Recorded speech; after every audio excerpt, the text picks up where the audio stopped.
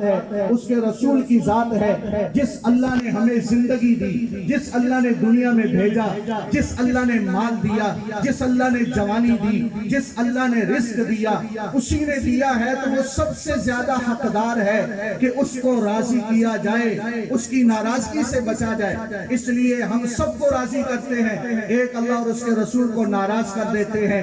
اس سے کیا ہوگا کہ ہم نے اللہ کو راضی کرنا ہے۔ کیوں اللہ کو راضی کرنا ہے؟ کہ یہاں تک نوبت، یہاں تک یہ خوشیاں نصیب کرنے والی ذات وہ اللہ کی ذات ہے۔ شادی کے بعد خاوند اور بیوی کے درمیان محبت پیدا کرنے والی، جوڑ پیدا کرنے والی ذات وہ اللہ کی ذات ہے۔ شادی کے بعد اولاد کی نعمت دینے والی ذات وہ اللہ کی ذات ہے۔ اولاد کو تندرست بنانے والا کون ہے؟ اللہ ہے۔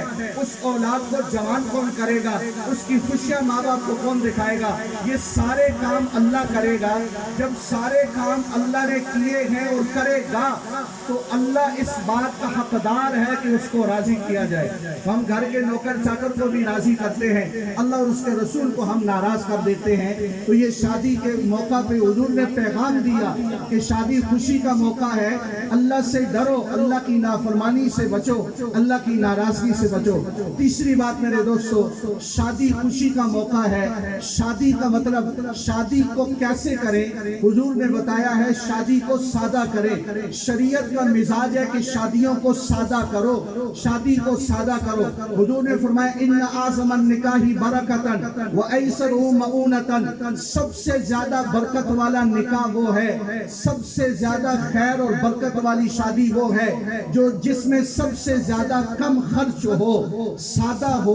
وہ اللہ کے ہاں برکت والا نکاح اور اللہ کے ہاں وہ خیر والا نکاح اور خیر والی وہ شادی ہوتی ہے جس کو سادگی کے ساتھ کیا جاتا ہے۔ میرے اور آپ کے نبی پاک صلی اللہ علیہ وسلم جیسا مالدار، آپ جیسا حسین، آپ جیسا عزت والا نہ کائنات میں کوئی آیا ہے، نہ قیامت تک کوئی آئے گا۔ حضور نے 11 شادیاں فرمائی ہیں۔ آپ کی شادیاں آسان تھی، نکاح آسان تھے، خرچے کم تھے، برکت والی شادیاں تھی۔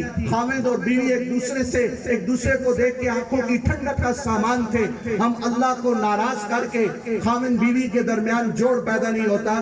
میں چند دن پہلے ایک رپورٹ پڑھ رہا تھا، ہمارے ضلع راولپنڈی کے اندر روزانہ 70 سے 75 شادیوں میں طلاق ہو رہی ہے، اور اس کے پیچھے ایک وجہ یہ ہے کہ ہمیں حضور کے اخلاق کا پتہ کوئی نہیں، صبر کوئی نہیں، برداشت کوئی نہیں، معاف کرنا کوئی نہیں، بغض ہے، تکبر ہے، انا ہے، ہٹ درمی ہے، گھر میں حضور صلی اللہ علیہ وسلم والا ماحول کوئی نہیں۔ ایک وجہ یہ ہے ہی ہے، لیکن ایک وجہ یہ ہے کہ ہم شادیوں پہ اللہ کی نافرمانی کرتے ہیں، ہم نکاحوں پہ حضور کی سنتوں کو پامال کرتے ہیں۔ تو اس کا پہلا نتیجہ یہ ہوتا ہے اللہ خاوند اور بیوی کے درمیان برکتیں اٹھا لیتے ہیں، اللہ جوڑ ختم کر دیتے ہیں کہ حضور کا فرمان ہے ان اعظم النکاح برکتاً، سب سے زیادہ برکت والا نکاح ہے وہ جو سادگی کے ساتھ کیا جائے۔